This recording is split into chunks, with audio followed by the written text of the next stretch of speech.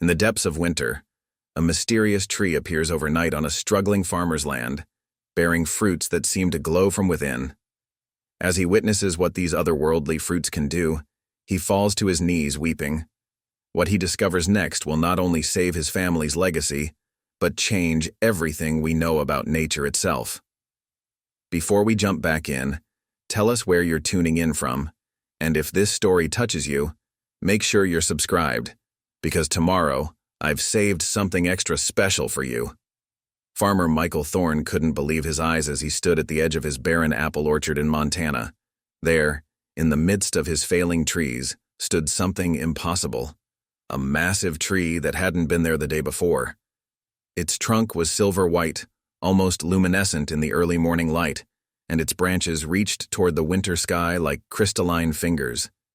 The sight was so extraordinary that he had to lean against his old pickup truck for support, his morning coffee forgotten in his trembling hand.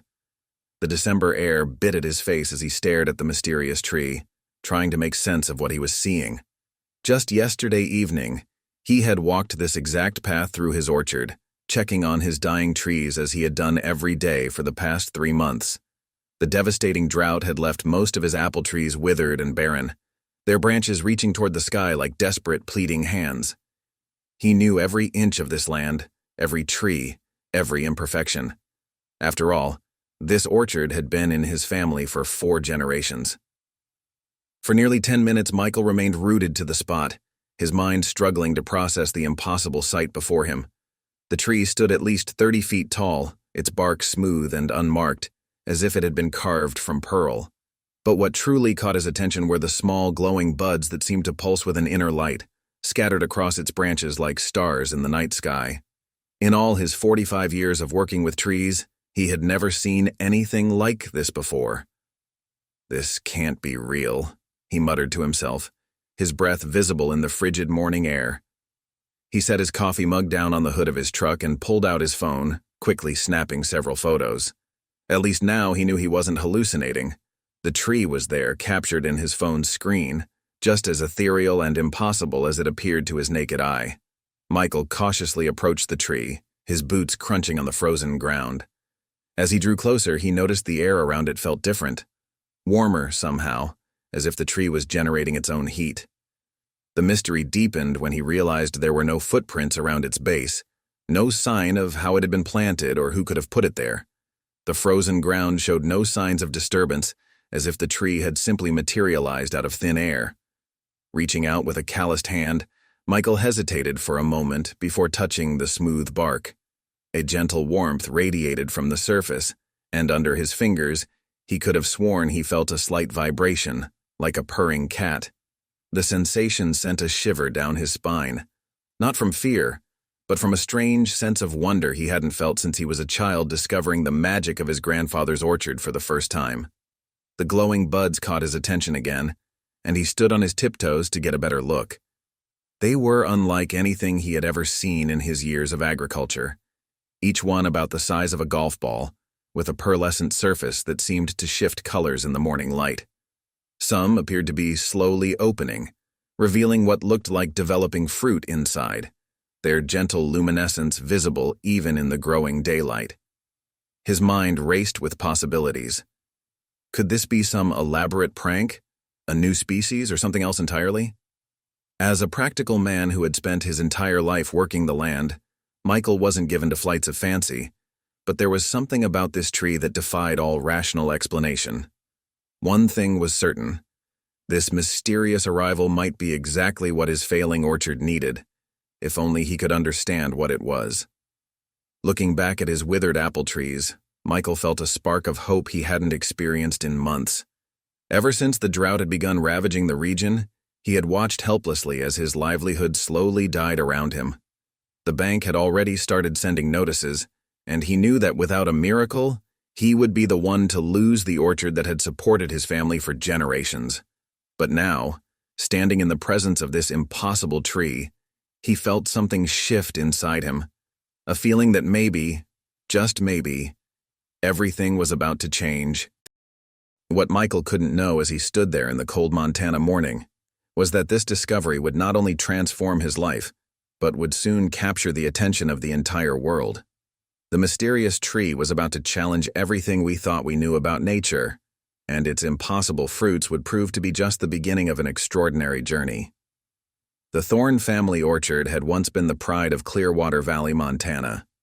Every fall, families would drive for hours just to pick their own apples from trees that produced the sweetest, crispest fruit in the state. Michael remembered those golden days clearly, the cheerful voices of children running between the rows, the smell of his mother's apple pies wafting from the farm store, and the satisfied smiles of visitors leaving with bags full of fresh-picked treasures. His grandfather, Thomas Thorne, had started it all back in 1945 after returning from World War II. With nothing but determination and a few apple saplings, he had transformed a patch of wild Montana land into something extraordinary. The old man had an almost magical touch with trees, understanding them in a way that seemed almost supernatural. "Trees are like people, Mickey," he would tell young Michael, using his childhood nickname. "They respond to love and care. Treat them right, and they'll give you everything they have." Those words had shaped Michael's entire life. He had absorbed every lesson his grandfather offered, learning the secrets of grafting, pruning, and nurturing that had made their apples special. When Thomas passed away 15 years ago, he had left Michael not just an orchard, but a legacy of agricultural excellence that had supported 4 generations of Thornes. But the past 3 years had changed everything. The drought that gripped Montana had started slowly at first, a bit less rain than usual, slightly warmer temperatures. Like many farmers, Michael had initially seen it as just another challenge to overcome. He had invested in new irrigation systems, trying to maximize every precious drop of water. He had spent countless nights studying weather patterns and climate reports, hoping to stay one step ahead of the disaster. However, nothing had prepared him for the severity of this year's drought. The local reservoir had dropped to historic lows, forcing strict water rationing throughout the valley.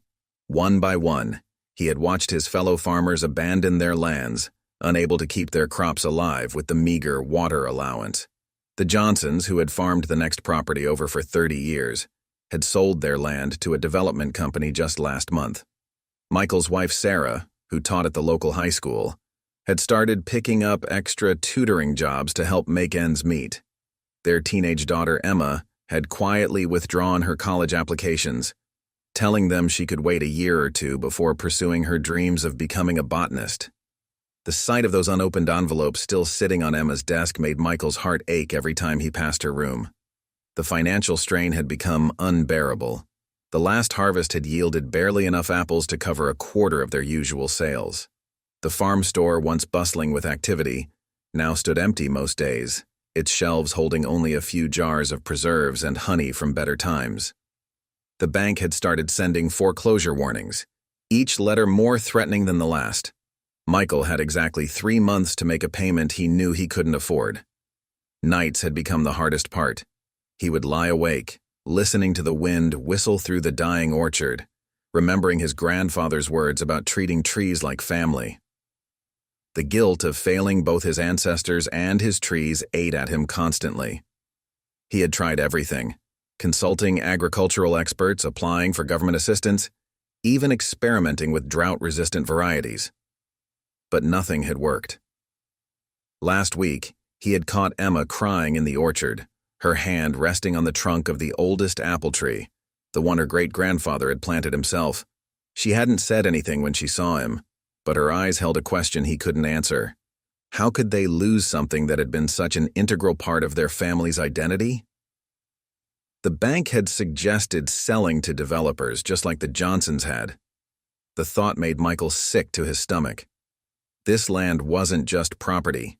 It was where his grandfather had taught him to climb trees, where he had proposed to Sarah under a canopy of apple blossoms, where Emma had taken her first steps between the rows of saplings. Every tree held a memory.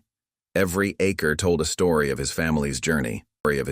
Just yesterday evening, before discovering the mysterious tree, Michael had walked through his orchard as the sun set, touching each withered trunk like he was saying goodbye to old friends. He had found himself near tears, wondering if this would be his last winter as a farmer. The thought of being the Thorne who lost the family legacy had kept him awake most of the night.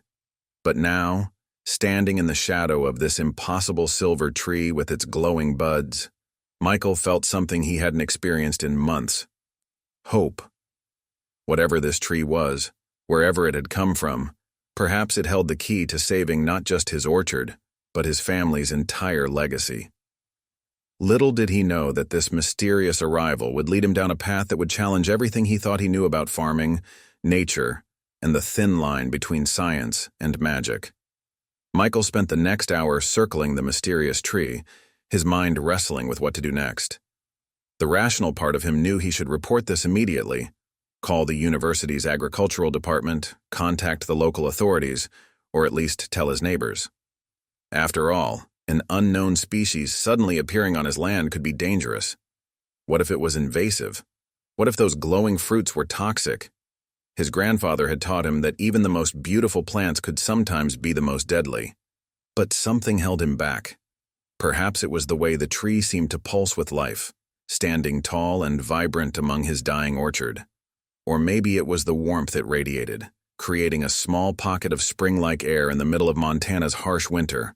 Whatever the reason, Michael couldn't shake the feeling that this tree was meant for him, a gift from whatever forces watched over desperate farmers.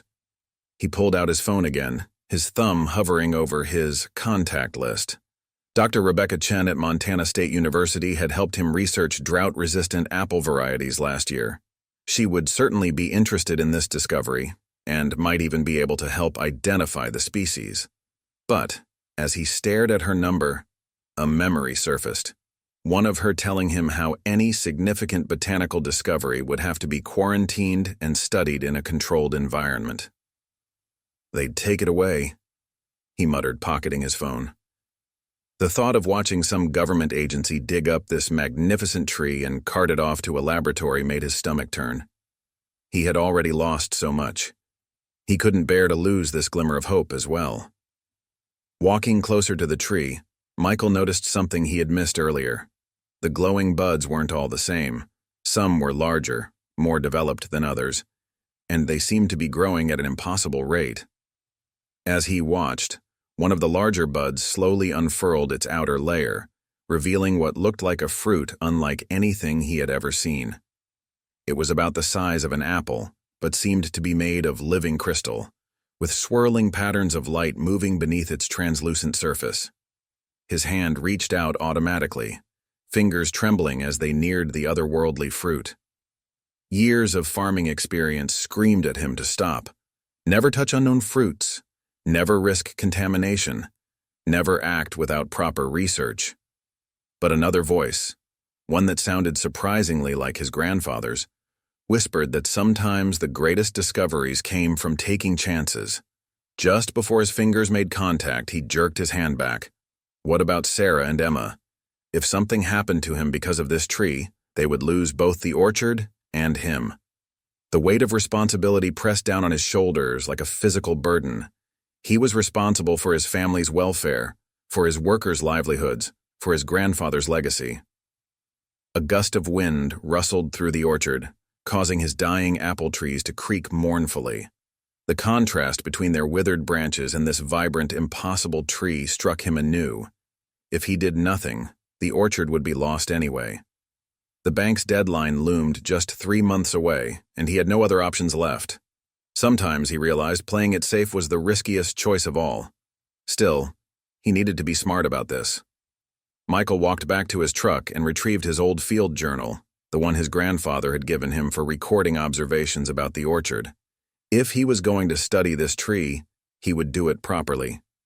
He began taking detailed notes about everything he could observe: the tree's height, the texture of its bark, the number and distribution of the glowing buds, the temperature difference around it.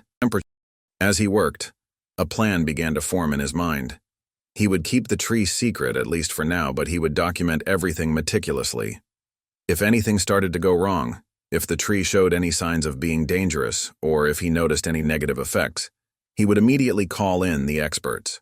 But for now, this was his discovery, his responsibility, and possibly his last chance to save everything he held dear.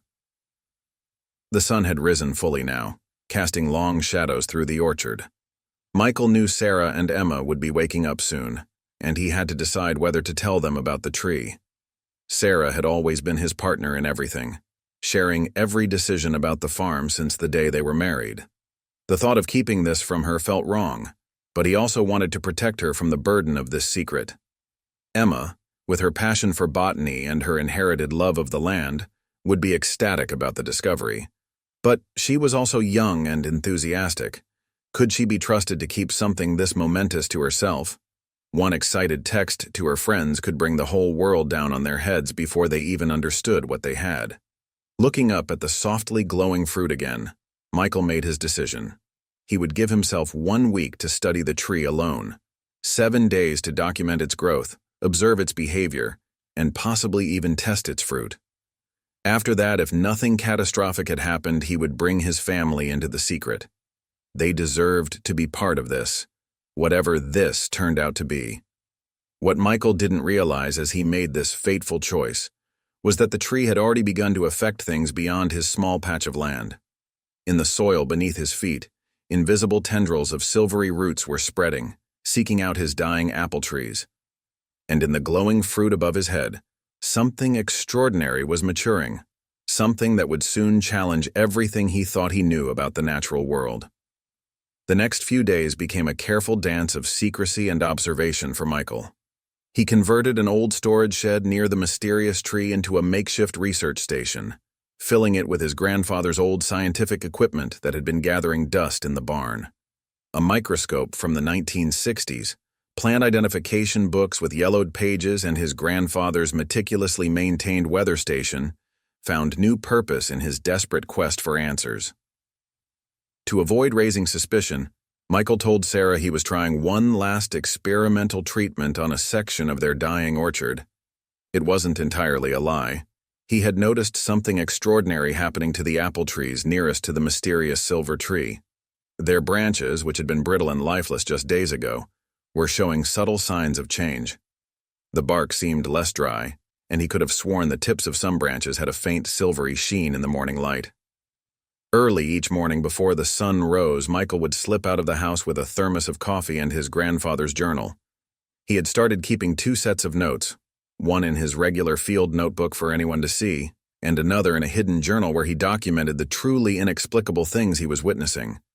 The glowing fruits were developing at an impossible rate, some of them now the size of melons and pulsing with internal light that seemed to follow a rhythm he couldn't quite grasp. On the 4th morning, Michael made his most startling discovery yet. Using his grandfather's old microscope, he examined a small sample of bark that had naturally flaked off the silver tree. What he saw through the lens nearly made him knock over his coffee. The cellular structure was unlike anything he'd ever encountered. The cells seemed to be in constant motion, flowing like liquid silver while maintaining their structure. Even more incredibly, they appeared to be generating their own light, just like the fruits above.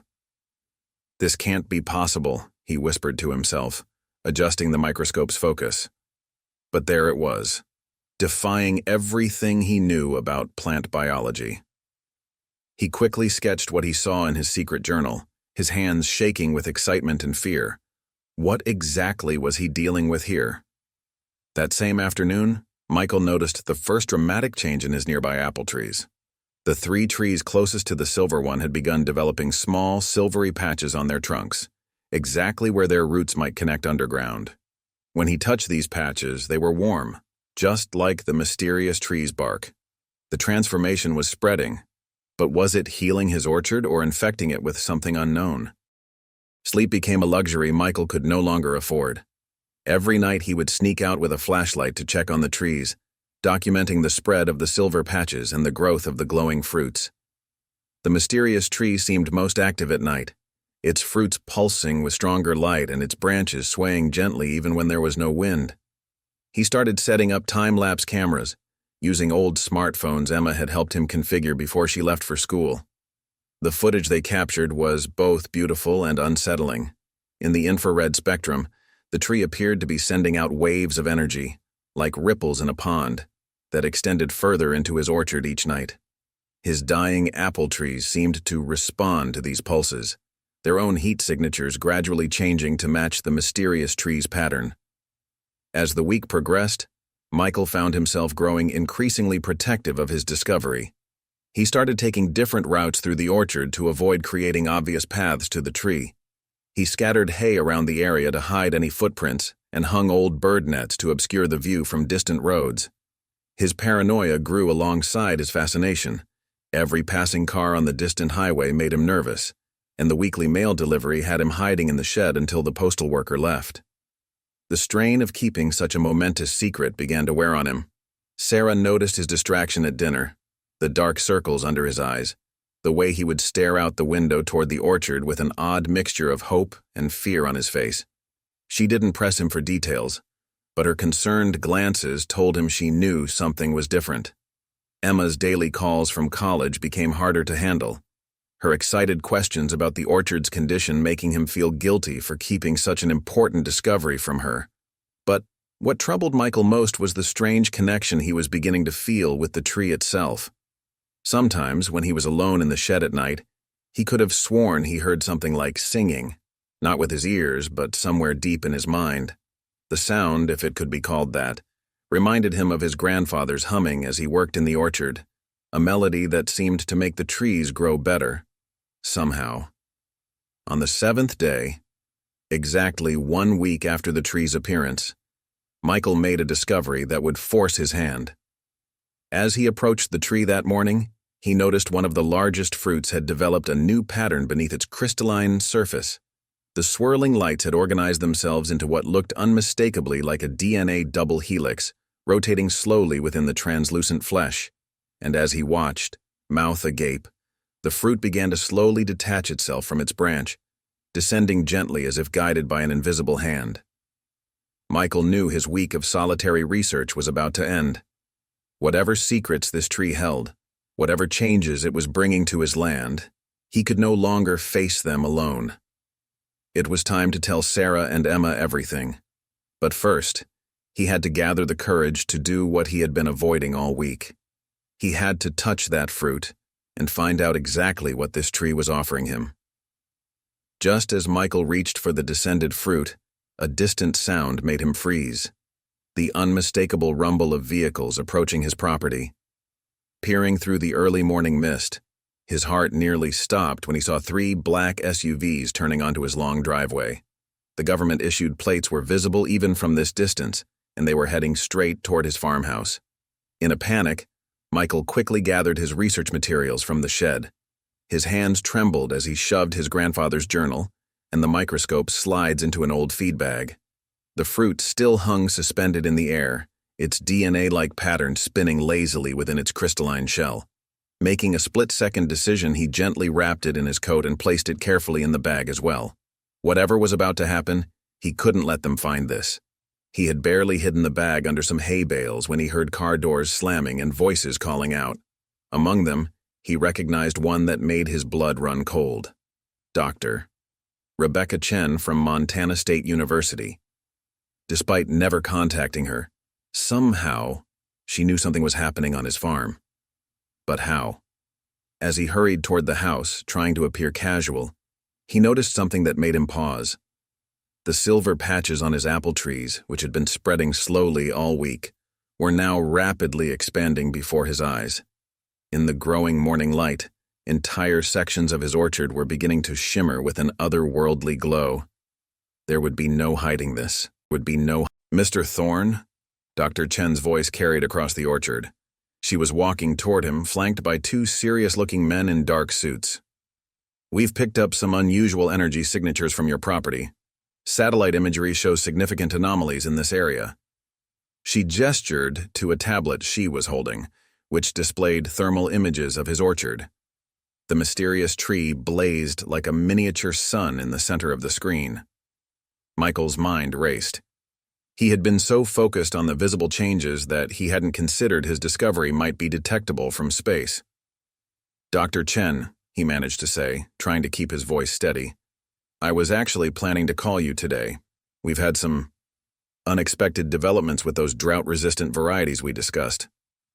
One of the suited men stepped forward, his expression grim. Mr. Thorne, We're from a special division of the Department of Agriculture. We have reason to believe you're harboring an unknown biological entity that could pose a significant risk to national agriculture. We need you to take us to it immediately." Before Michael could respond, a commotion from the house caught everyone's attention. Sarah was running toward them, still in her morning robe, with something clutched in her hands. As she got closer, Michael realized with horror that it was his secret research journal, the one he had accidentally left on the kitchen table last night. "Michael!" she called out, her voice a mixture of fear and amazement. "Why didn't you tell me? All this time I thought you were just—" She stopped short when she saw the government agents, her eyes widening in understanding. Dr. Chen quickly took the journal from Sarah's unresisting hands and began flipping through it.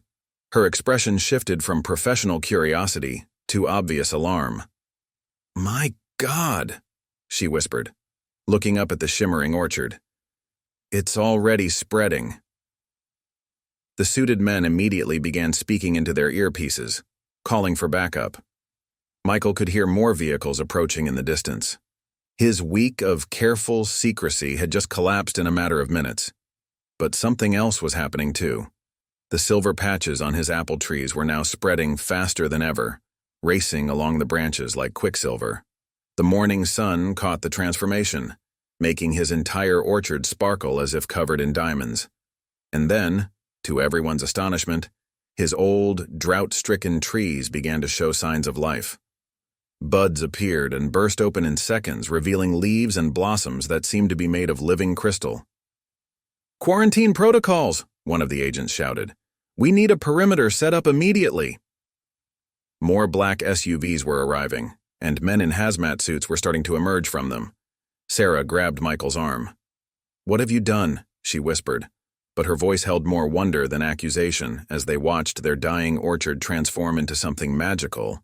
Dr. Chen was frantically taking readings with various instruments, her face pale. "These energy signatures, they're unlike anything we've ever seen. It's as if the trees are communicating with each other, sharing some kind of evolution." Michael knew he had to make a choice, and fast. The hidden fruit in his feed bag seemed to pulse against his leg, as if urging him to action. His grandfather's words echoed in his mind. "Trees are like people, Mickey. They respond to love and care." Whatever was happening in his orchard, whatever this mysterious tree was doing, he knew in his heart it wasn't a threat. It was an opportunity. But how could he convince them? As if in response to his thoughts, a harmonious humming began to fill the air. The sound seemed to come from everywhere and nowhere at once, a melody that reminded him of his grandfather's orchard songs. The government agents stopped their activities, transfixed by the otherworldly music. And then, one by one, every glowing fruit on the mysterious tree began to descend, floating gently toward the ground like luminescent snowflakes. The moment was magical, but Michael could see the fear and suspicion in the agents' eyes. They were about to witness something unprecedented, something that would either doom his orchard or save it. And he had no idea how to protect the miracle that had quite literally grown in his backyard. The next few hours passed in a blur of chaos and confusion. The government team had transformed Michael's peaceful orchard into something resembling a military operation. White quarantine tents sprouted like mushrooms across his land, filled with humming equipment and serious-faced scientists in protective gear. Yellow caution tape marked off expanding perimeters, and the constant chatter of radios filled the air. But it was what happened to Michael that hit hardest. After witnessing the mass descent of the glowing fruits, the authorities had immediately separated him from Sarah and confined him to one of the quarantine tents. They claimed it was for his own safety, but he knew better. They wanted to isolate him, to question him about everything he had observed over the past week. "Mr. Thorne," Dr. Chen said, sitting across from him in the sterile environment of the containment area. She'd changed into a hazmat suit, her face barely visible behind the protective visor. "You need to understand the gravity of this situation. The cellular changes we're observing in your trees. They're rewriting everything we know about plant biology. This isn't just unprecedented, it's impossible.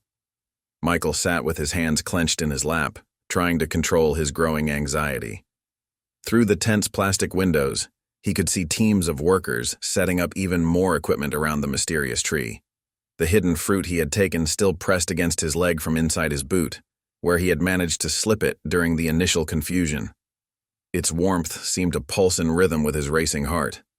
"Your readings are off the charts," another scientist interrupted, rushing into the tent with a tablet. "The transformation is accelerating exponentially. At this rate, the entire orchard will be affected within hours." He paused, looking at Michael with a mixture of accusation and fear. "And we're picking up similar energy signatures from other orchards within a 5-mile radius." The news hit Michael like a physical blow. He hadn't considered that the tree's influence might extend beyond his property. The thought of other farms being affected, other families being quarantined, made his stomach churn with guilt. But before he could process this, a commotion outside drew everyone's attention. Sarah's voice rose above the general clamor, sharp with panic. "Emma? What do you mean Emma's here?" Michael's heart stopped. Their daughter was supposed to be safely away at college, not anywhere near this situation. He rushed to the tent's entrance, only to be blocked by 2 guards. Through the plastic, he could see Emma's familiar blue car pulling up to the police barrier at the end of the driveway. "Let me out!" he demanded, his protective instincts overwhelming any caution. "That's my daughter." But the scientists were focused on something else entirely. The mysterious tree had begun to pulse with an intensity that made the morning sun seem dim in comparison. The humming that had accompanied the fruit's descent earlier now returned, deeper and more insistent. Even through the tense walls, Michael could feel it resonating in his bones. "The energy readings are going critical!" someone shouted. Equipment began to malfunction, screens flickering with interference. The very air seemed to shimmer with an otherworldly light. And then, to everyone's horror, the guards who had been stationed closest to the mysterious tree suddenly collapsed. Others who rushed to help them fell as well, dropping like puppets with cut strings. The wave of unconsciousness spread outward, claiming more people with each passing second. "Full evacuation," a voice commanded over the radio. "Unknown biological agent detected. All personnel fall back immediately." In the chaos that followed, Michael watched helplessly as Sarah was rushed away by hazmat-suited workers. Emma's distant figure was being turned back by police at the perimeter, and he remained trapped in the quarantine tent, watching as his miracle turned into a nightmare. But something else was happening too. As people fell unconscious around the mysterious tree, their bodies began to take on the same silvery sheen that had spread through his orchard. And, most incredibly, they seemed to be smiling. Despite their collapse, their faces showed no signs of distress. If anything, they appeared peaceful, as if caught in a pleasant dream. The fruit hidden in Michael's boot grew warmer, almost uncomfortably so. He could feel something trying to communicate with him, not in words but in sensations and images. A vision filled his mind. His grandfather walking through the orchard, singing to the trees, his voice somehow making them grow stronger. But now the trees were singing back and their song was changing everything it touched.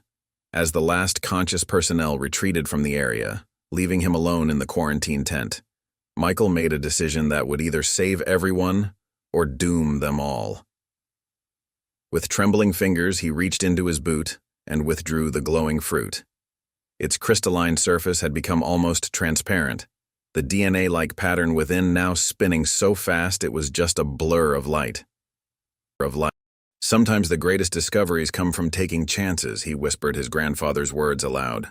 Then, before fear could stop him, he lifted the fruit to his lips. The last thing he saw before consciousness fled was the mysterious tree extending its branches toward him like welcoming arms, its light filling his vision until the world itself seemed to dissolve into pure, radiant energy. His final thought was a prayer that he had made the right choice, not just for his family, but for everyone the tree's power had touched. News of the incident at Thorne Family Orchard spread through Clearwater Valley like wildfire. Despite the government's attempts to contain information, in a small farming community like theirs, secrets had a way of traveling faster than official reports. The sight of emergency vehicles, hazmat suits, and the mysterious glow visible even from the highway had everyone talking. Bill Johnson, Michael's closest neighbor and lifelong friend, was the first to take action. Having sold his own farm just months ago, he knew exactly what Michael had been going through with the drought. When he saw the police turning people away from the 3-mile exclusion zone they'd set up around the orchard, he remembered the extensive network of irrigation tunnels that connected their properties. Tunnels that had been there since their grandfather's time. "Martha," he called to his wife after watching another news helicopter fly overhead, "get me those old tunnel maps from the basement." His wife gave him a knowing look as she headed for the storage room. She had already packed him a bag with flashlights and supplies, understanding that nothing would stop him from helping his friend. Meanwhile, at the local diner that had become an unofficial command center for concerned citizens, Sarah Thorne sat surrounded by neighbors and friends. She had managed to escape the quarantine zone during the evacuation, but Emma had been forced to stay at a motel outside the perimeter. The diner's owner, Rosa Martinez, kept the coffee flowing as Sarah recounted everything she knew about the mysterious tree and its effects. "And you say Michael actually touched one of those fruits?" Tom Wheeler, the high school science teacher, leaned forward with intense interest. His wife, Susan, the local nurse, was already taking notes about the reported symptoms of those who had collapsed. "Not just touched," Sarah's voice trembled. "Right before they separated us, I saw him. He ate it." The diner fell silent. Through the windows, they could all see the faint silvery glow on the horizon where the thorn orchard lay. What happened next surprised everyone. Instead of reacting with fear, the gathered community members began offering their help and expertise. Tom Wheeler pulled out his old college botany textbooks, working with Susan to analyze the described symptoms. Rosa started organizing food deliveries for the emergency workers at the perimeter. Even the local radio operator, Jim Chang, began monitoring government frequencies to track what was really happening inside the zone. But the most unexpected help came from someone they had almost forgotten about. Arthur Reynolds, the retired physicist who lived in the old cabin up on Miller's Ridge, arrived at the diner with a carload of sophisticated equipment. "Been monitoring some mighty strange energy patterns," he announced, setting up his instruments. "Whatever's in that orchard, it's not just affecting the trees. It's changing the fundamental energy signature of everything it touches." As the community mobilized, Bill Johnson was making his way through the old irrigation tunnels. The passages were tight and half-flooded, but he pressed on, guided by his flashlight and 50 years of memory. He knew he was probably breaking a dozen federal laws, but the Thornes were family in all but blood. Above ground, the situation was growing more complex. The silvery transformation had indeed spread to neighboring orchards, but something unexpected was happening. Rather than causing damage, the affected trees were showing signs of extraordinary revival. Drought-stricken farms within the 5-mile radius were suddenly sprouting new growth, their previously dead branches coming alive with crystalline leaves that somehow performed photosynthesis more efficiently than normal ones. Dr. Chen and her team, now working from a safe distance, were baffled by their readings. "The cellular changes aren't just random mutations," she explained to her colleagues. "They're following a pattern, as if guided by some sort of intelligence." She didn't want to use the word alien, but it was on everyone's mind. Inside the quarantine zone, those who had collapsed near the mysterious tree began to stir. To the astonishment of the hazmat-suited observers, they woke up completely unchanged, at least on the outside. But their eyes now held a strange, silvery sheen, and they all spoke of experiencing the same dream, a vast network of light and energy connecting everything in ways they had never imagined. As evening approached, Bill Johnson finally emerged from the tunnels into Michael's old storage shed. The sight that greeted him through the shed's window left him speechless. The entire orchard glowed like something out of a fairy tale, each tree connected to others by visible strands of light that pulsed with energy. And at the center of it all stood Michael, seemingly unconscious but suspended in a cocoon of silvery light beside the mysterious tree. Bill's hand instinctively went to the radio he'd brought. The community needed to know what he was seeing, but before he could transmit, he noticed something extraordinary. The silvery tendrils of light weren't just connecting the trees. They were forming patterns, symbols, what looked like messages written in light across the evening sky. "My God," he whispered into his radio, knowing that Rosa had given one to everyone at the diner. "You all need to see this. The tree. It's trying to communicate with us." Back at the diner, Arthur Reynolds' equipment suddenly came alive with readings. "Whatever's happening," he announced to the crowded room, "it's about to change everything we thought we knew about life on Earth." Sarah clutched Emma's hand as they watched the silvery glow on the horizon grow brighter, knowing that Michael was at the heart of it all. The transformation that had started in one farmer's orchard was about to become something much bigger, and it would take their entire community to understand and protect it. As night fell over Clearwater Valley, the mysterious tree's message began to spread, not just through the trees, but through the very fabric of their world. The patterns of light dancing across the evening sky above Thorne Orchard began to take on a more definite form. Bill Johnson stood transfixed in the storage shed, his radio forgotten in his hand, as the silvery strands wove themselves into what looked like a vast, three-dimensional DNA helix. But unlike any DNA he'd seen in science books, this one pulsed with living light and seemed to contain symbols instead of base pairs. "Are you seeing this?" Arthur Reynolds' voice crackled over the radio from the diner. His monitoring equipment was going haywire, producing readings that defied conventional physics. The energy patterns? They're not random. They're forming some kind of coherent message. In the center of it all, Michael Thorne remained suspended in his cocoon of light beside the mysterious tree. But something was changing. The silvery sheen that had covered his skin began to ripple like water, and his eyes snapped open. They glowed with the same internal light as the tree's fruits, but there was recognition in them. He was conscious and aware. "Bill?" Michael's voice sounded strange, as if multiple tones were layered within it. "I can see you. I can see everything." His suspended form turned slowly in the air, and a smile spread across his face. "It's beautiful. All of it. The tree. It's not just a tree. It's a key." Before Bill could respond, the ground beneath their feet began to vibrate. From his vantage point in the shed, he watched in amazement as silvery roots burst from the soil throughout the orchard, connecting all the trees in a visible network of glowing filaments.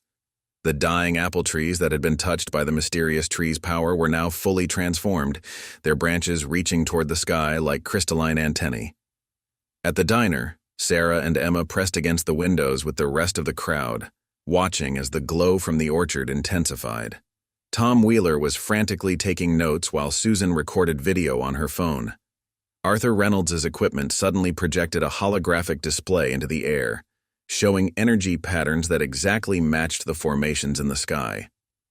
"Look at the molecular structure," Tom exclaimed, pointing to the display. "It's not just changing the trees, it's optimizing them, creating a perfect version of what they were meant to be." His scientific mind was racing to comprehend what he was seeing. It's like watching evolution happen in real time, but guided by some kind of intelligence. Back in the orchard, Michael's voice continued, stronger now. "The tree, it's showing me its purpose. It's not from here, but it's been waiting for us. Waiting for the right moment, when our need was greatest." His eyes met Bill's across the shed. "It's a gift, sent to help us adapt, to show us how to survive what's coming." The message in the sky shifted, forming images that told a story. They showed a world much like Earth dying from environmental catastrophe. Then a solution. Trees like the one in Michael's orchard, engineered to transform entire ecosystems, making them more resilient and adaptive. The images showed the trees spreading their gift across that distant world, saving it from collapse. My God, Dr. Chen whispered from her observation post outside the quarantine zone. It's not an invasion. It's a rescue mission. Her hands flew across her keyboard, documenting everything she saw. The implications were staggering. Extraterrestrial life reaching out not to conquer, but to preserve and enhance. In the diner, Emma suddenly grabbed her mother's arm.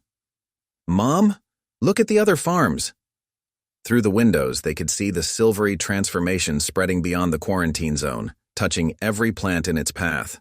But instead of destroying, it was renewing. Withered crops straightened and filled out.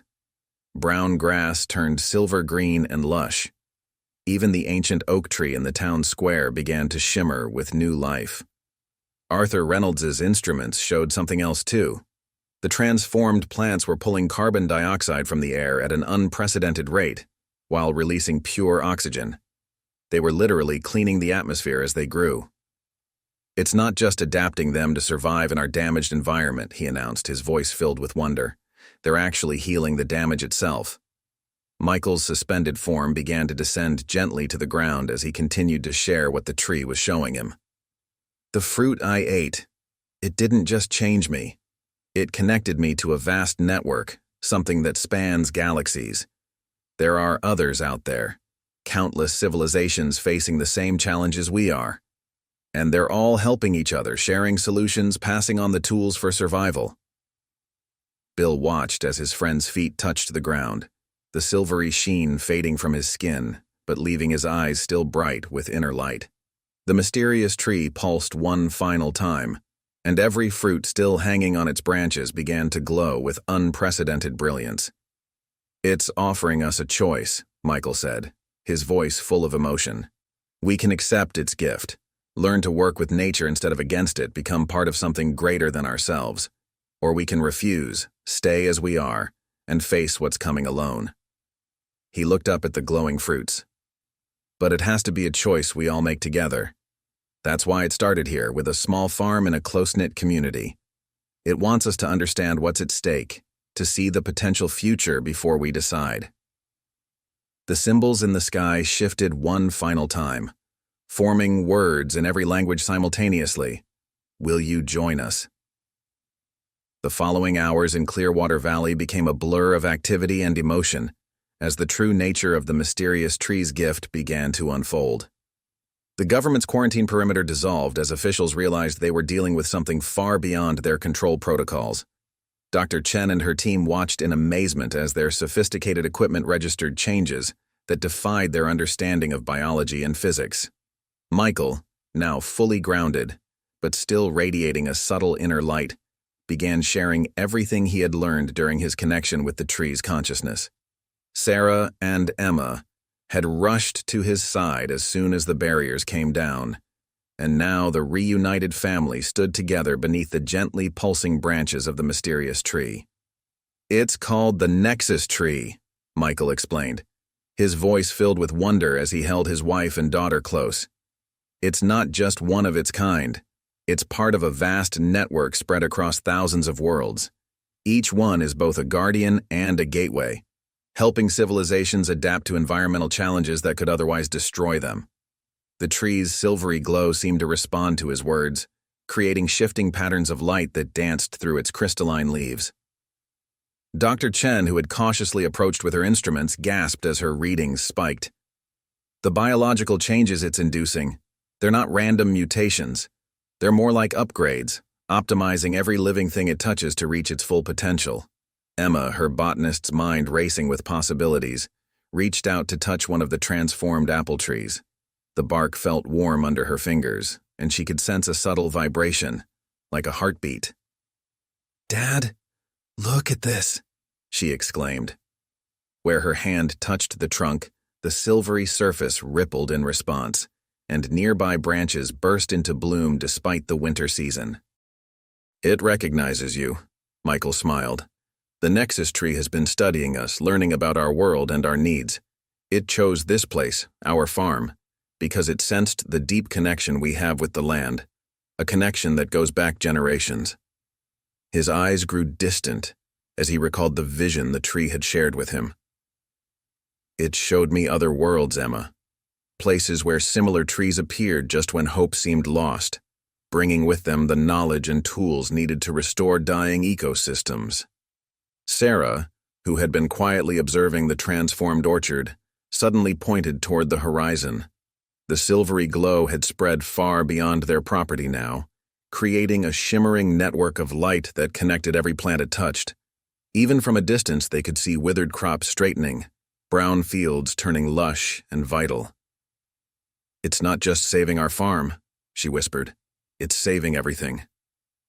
Arthur Reynolds arrived with his monitoring equipment, his face alight with excitement. "The atmospheric readings are extraordinary," he announced, showing them his displays. "The transformed plants are processing carbon dioxide at rates that should be impossible. They're literally cleaning our air, restoring the natural balance we've spent centuries disrupting." But it was Tom Wheeler's discovery that truly revealed the magnitude of what was happening. Using the high school's electron microscope, he had been examining samples from the transformed plants. "Look at this," he said, connecting his laptop to display the images. "The cellular structure, it's not just enhanced, it's evolving.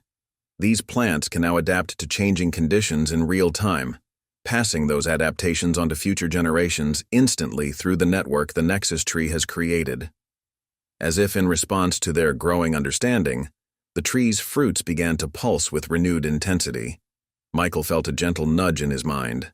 Not words exactly, but clear impressions of what needed to be done. "It's ready to share more," he announced, "but it wants us to understand what accepting its gift really means." Through their connection, the tree showed him visions of possible futures. In one, humanity learned to work in harmony with the enhanced nature it offered, creating a world where technology and biology merged seamlessly to solve the challenges facing their planet. In another, they clung to old ways and fears, rejecting the gift and facing the consequences of their environmental damage alone. "The choice has to be unanimous," Michael explained, his voice thick with emotion. "Not just our community, but all of humanity.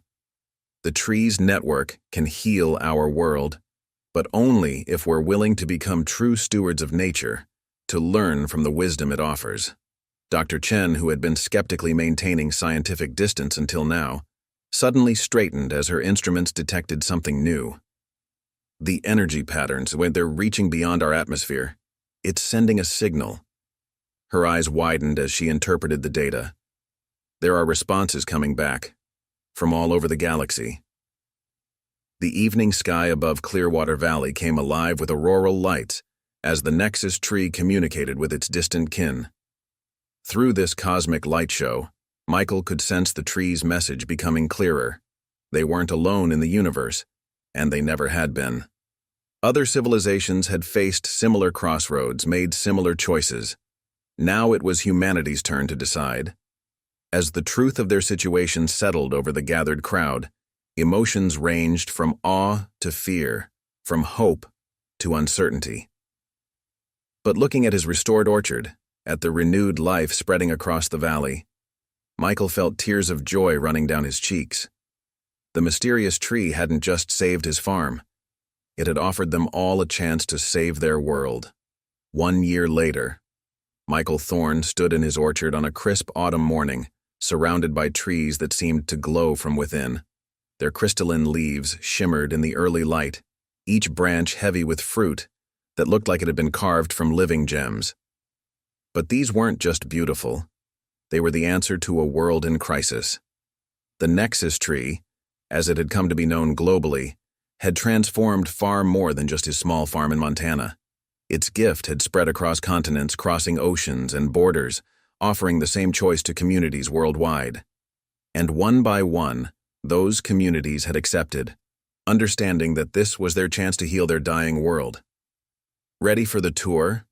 Sarah called from the parking area, where buses of scientists, government officials, and curious visitors were already arriving. The Thorne family orchard had become ground zero for what many were calling the Great Restoration, the point where humanity's relationship with nature had fundamentally changed. Emma, home from graduate school where she was now studying xenobotany, a field that hadn't even existed a year ago, stood beside the Nexus tree with her research team. The tree had grown even larger, its silvery branches now reaching over 60 feet into the sky. But more impressive than its size was the network it had created, visible as delicate strands of light connecting every plant within sight. "The latest atmospheric readings are incredible," Emma announced, showing her father the data on her tablet. "Global carbon levels have dropped 20% in just 12 months. The enhanced photosynthesis network is actually reversing climate change." She beamed with pride, having been at the forefront of understanding how the alien biology worked with Earth's existing ecosystems. Dr. Chen, who had become a regular presence at the farm, was demonstrating the properties of the crystal fruit to a group of agricultural scientists. "Watch this," she said, cutting one open. Inside, the fruit's flesh glowed with swirling patterns of light, but more importantly, it contained the solution to world hunger. Each piece could feed a family for a day while providing perfect nutrition, and the trees produced them year-round, impervious to drought or frost. The transformation hadn't been without its challenges. There had been fear at first, resistance from those who distrusted such a radical change.